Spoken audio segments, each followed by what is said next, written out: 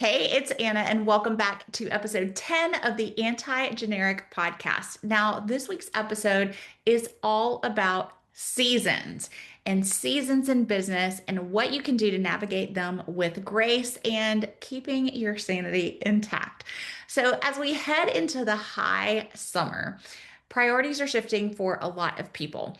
I'm a mom, I've got a toddler, and there's so many little activities. She's got these various different camps, and the schedule is just different, right? So there's more light, and that can lead you to want to go, go, go, right? So maybe your kids are home, you're doing various things with them, and then there's just more light, more time in the day to get stuff done.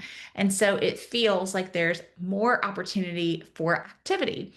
And with the change of the season calendar wise, I've also been thinking about the seasons that we face in business. And I thought it would be pretty useful for me to go through all of the seasons that I have noticed over my last 12 years in growing a digital business and just have some time to reflect on which season you're in and how you can most gracefully and successfully navigate that season. So, first, there is the grind season. Now, someone asked me the other day how long it took me to make my first $100,000 year. And the answer to that is 3 full years. Someone else actually asked me how long it took to make my first $100,000 month.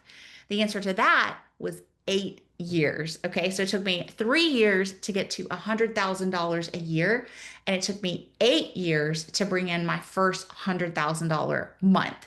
So, just by nature of that, you can see that there is an element of a grind to growing a successful business that has a significantly, shelf life of longer than a decade, right? Which my business does at this point. So, even though I wasn't making money in the beginning of my business, like it took me an entire year to make my first $50. And I made that $50 in December of 2015, which was my first full year in business. Even though I wasn't making a lot of money, I was actually working, I would say, harder than I work now, which is wild when you think about it with how much money the business brings in now and how much it has brought in over the last couple of years, primarily. Um, when you compare that to how hard I was working in 2015 and how much time I was putting in and energy and sweat equity, it's like, well, that doesn't even make sense. How are you able to make so much more now than you did that first year when you were working way harder then? And the reason is, listen, I was still working so super diligently toward my goals in 2015. But your revenue right now is really not a reflection of what you're doing right now. Your revenue right now is a reflection of what you have been doing the past 1 to 3 years. So, that very first year of my business in 2015, my revenue was highly reflective of the fact that I had been working as an attorney in a big firm for several years and not putting any thought into my business or any time or energy into my business for the 3 years before 2015, right? So sometimes there's a lag and your results take a little time to catch up to your efforts. So I tell all of my clients when you're in the very beginning of your business, the business is not a reflection of what you're doing now. It's a reflection of what you've been doing for the past 1 to 3 years. So you can expect that the work to get the business stable is going to be probably the hardest you'll ever work in your business, and you're going to make the least amount of money. And I like to be really upfront with people about that because otherwise you can get into running a business and feel like you're just doing it wrong. There's a lot of people who are making big marketing claims online and they're just not sharing the truth. And unfortunately, unless and until someone files a lawsuit, you're not going to get the truth. You're just going to get what they're saying. And again, a lot of it is not going to be truthful. So I've always been very vocal about, yeah, the whole first year of my business, I made $50 and I was working really hard. So, a metaphor that I love for getting a business off the ground is a plane taking off. So, think about when you've been on an airplane, most of you probably have. When you've been on an airplane, the amount of fuel and energy that has to be used to get that plane off the ground. And then once you're in the air, it's like the plane was built to fly. It's aerodynamic, it's shaped in the right way to fly smoothly through the air. But man, when you're getting off the ground, there's so much energy. And that's also one of the most dangerous times for you to be in that plane. Like takeoff and landing, those are the two really tough times when the most accidents are likely to occur. So think of that in your business as well. Like if you can just make it through that first grind stage, which granted does take grit to get through, but if you just have the grit to stick it out through that stage, when you do, you will be greatly rewarded because after grind, you can move into growth. Now, the growth season is honestly one of my favorite seasons in business because this is where you found your groove in business. You're making a healthy income that provides for you and your family. And it's just time to plant your roots even deeper. So, like, you have already planted the garden and now you're just watering it. You're giving those roots time to sink deeper into the soil. And you're basically enhancing something that's already there, that's working well, that's great. Okay. So, the example that I give of my own personal growing season in business was the time period from 2018 to 2021. Now, in that time period, I raised the price of my mastermind from $500 a month to $1,500 a month, and then all the way up to $2,500 a month. So that's a 5x increase in the price of my high level mastermind.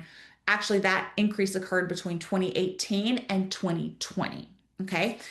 So I was doing the same thing. It was the same mastermind.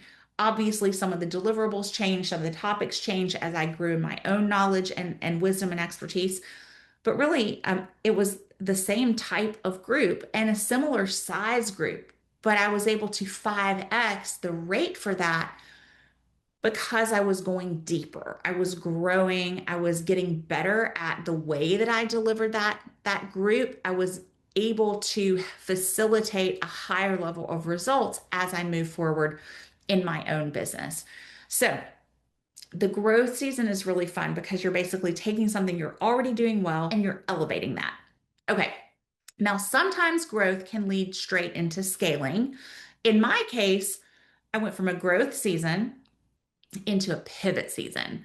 Now, a pivot season can be really sticky because a pivot season is when you realize, what I've been doing, while it's been great, maybe that's not what I'm ultimately called to do long term.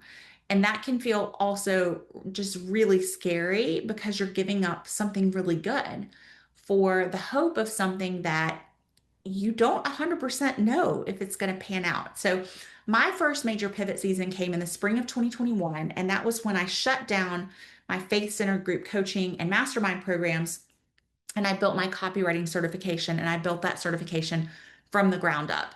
And basically, I had to turn off $300,000 a year in recurring revenue to clear my calendar to make the space to sit down, create the program, and record all the videos. It's like more than 100 videos inside our Clickworthy copywriting certification.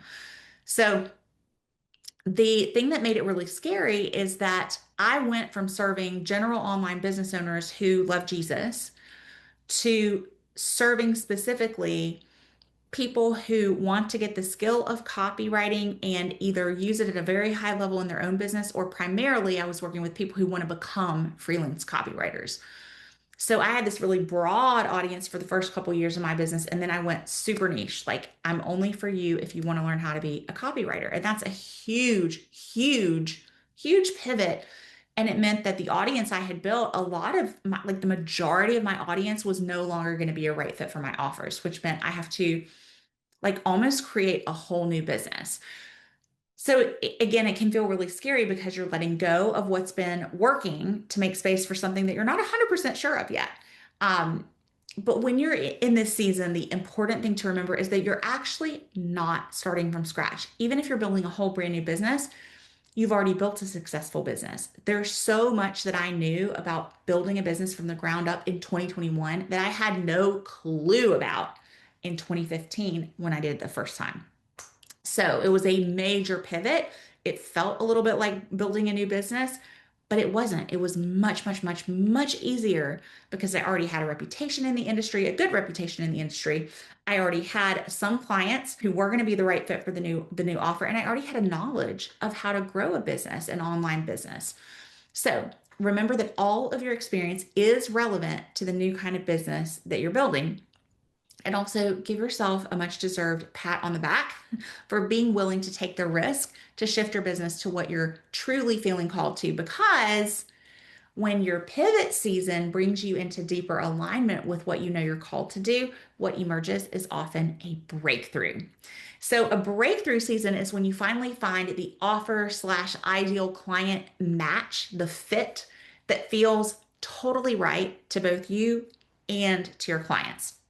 Now, in this kind of season, it almost doesn't even matter how much work you're doing because it flows so smoothly and you feel so awesome about it. So, like in my breakthrough season, I could work 12 hours a day and almost and like not want to stop. Granted, I will admit it was before I was married and had a child. So I'm always like very vocal about that as well, because that definitely does shift things depending on what season of life you're in.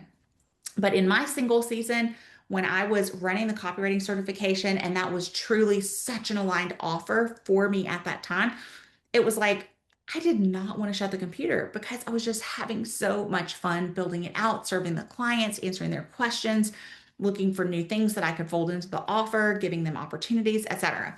So in a breakthrough season, things are going to feel really in flow, and you're often going to start to see revenue levels that you've never been able to hit before. So, in our breakthrough season, we started finally doing multiple six-figure launches.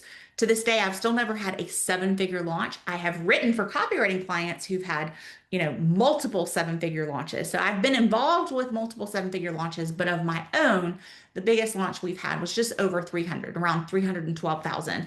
But before we had the copywriting certification offer, I might do a $50,000 launch, a $70,000 launch, an $85,000 launch, but I could never seem to break that six-figure launch ceiling. And we went from like an $85,000 launch of a different offer to then when we had the copywriting certification, really having multiple six-figure individual launches, like that much revenue being put under contract to the company in a matter of 4 days. And that was just wild. So it's almost like when you're in that breakthrough season, it's just like, oh, everything's flowing so easily.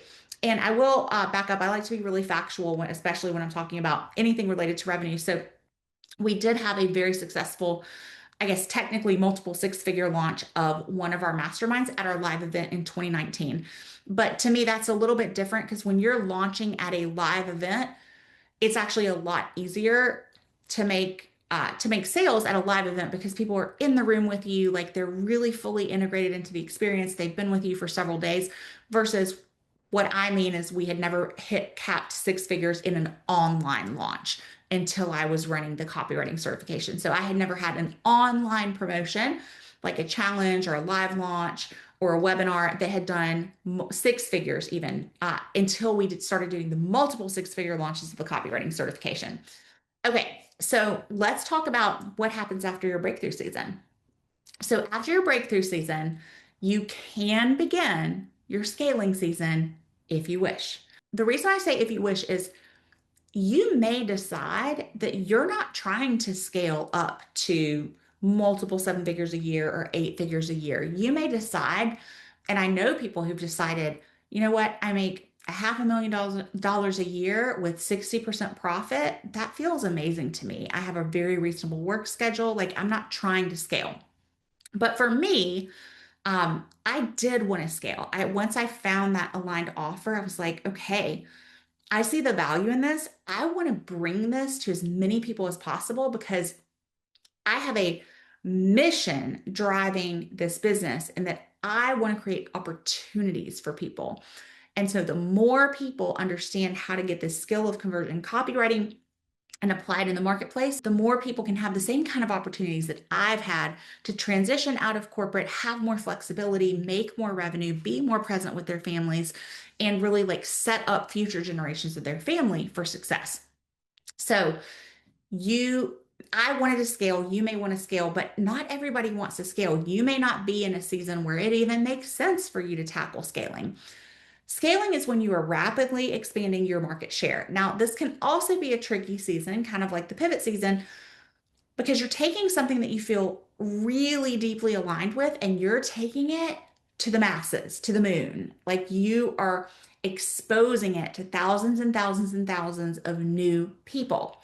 And not everyone new who comes into your audience is going to love the offer as much or feel so deeply aligned with it as your original core audience that helped you when you were in that breakthrough season. So all these new people, like as you expand, you're going to be expanding. Even if it's to the same ideal client, there's going to be so many personalities and different factors with those people. And when you scale, you're widening your customer base. And I think we can all admit that we humans, myself included, we are a quirky bunch, right? And when you start dealing with people and customers at massive scale, sometimes people are not always so nice. And so you have to bear in mind that statistically, only 2% of your cold audience is ever going to say yes to your offer. So when you start scaling, remember that 98 times out of 100, people are going to tell you no. And sometimes they're going to say it really mean, right? So just ask yourself and really be honest with yourself before you start to scale. Am I ready to hear all this pushback and feedback and have negative, nasty comments on my ads that I'm a scammer, that I have to delete, or like just be kind of harassed online? Am I ready for that? Because that is part of the trade-off. Obviously, you can delete comments, you can put up boundaries. But when you are scaling to the public, think about any big company. Like there's people who love the company and there's people who like cannot stand them and want to boycott, right? And everything in between. So before you scale, just make sure you're prepared and ready for the mass rejection that you will face in order to reach that 2%. And you got to cast a super wide net to be able to get a large number of that 2% and expand the impact that you can make with your business. So just make sure you're truly dialed in with your belief in your offer. Otherwise, a scaling season can really shake your confidence. So again, just to recap the seasons, we have the grind season, the grow season, the pivot season, the breakthrough season, and the scale season. Every single phase has things that are character building and will test your resolve to continue with your business, I promise, unless you're like superhuman. Every business owner I know who's made it past the 7-figure year mark has had a period where they wondered, is this really worth it? And they all have come to the conclusion that it is. It is, because most people who have long lasting success, they really do have a heart underneath what they're doing. They have a mission and they have a drive to make an impact. The money is cool up to a certain point, and it's always important, right? Like it yields opportunities, but ultimately, I believe, to have a really successful long-term business, it requires a vision that's bigger than just the money. And the money is just the barometer, the marker of how many people you're actually helping. It's literally just like a tabulation stick of the impact that you're making. So every phase is worth it to make the impact that you are meant to make. I'll say that once more. Every phase of business, the beautiful free ones, and also the hard, sticky, tricky ones, every phase is worth it to make the impact that you know you're born to make. So I always love hearing from you. I would love to know in the comments, what stage of business do you think you're in right now? You can also always email me at anna@sarahanapowers.com. Let me know your stage of business, or let me know like what was your favorite stage that you've been through thus far, and how are you going to get back to that aligned stage. All right, that's it for this week. I trust that you have enjoyed this message. You are listening to the Anti-Generic podcast or watching our YouTube show. Make sure to follow and or subscribe. It really, really helps us meet new people and get the show out to new people. So thank you so much. You can also always go to sarahanapowers.com, no H on the Sarah, and you can find all of our past anti-generic newsletters and blog posts. All right, I will see you next week, and I trust that you will have a phenomenal week. Talk to you soon.